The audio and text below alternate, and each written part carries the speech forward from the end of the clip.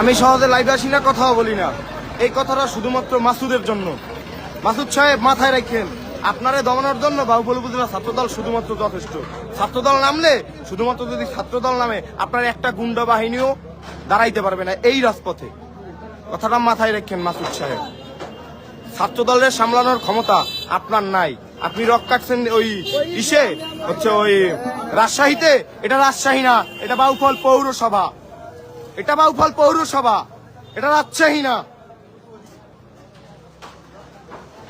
আমরা দেখে নিমু, সময় হইলেও দেখে নিমু ইনশাল্লাহ। এর প্রতিবাদ এবং এর প্রতিরোধ 100% হবেই হবে। যাই হোক,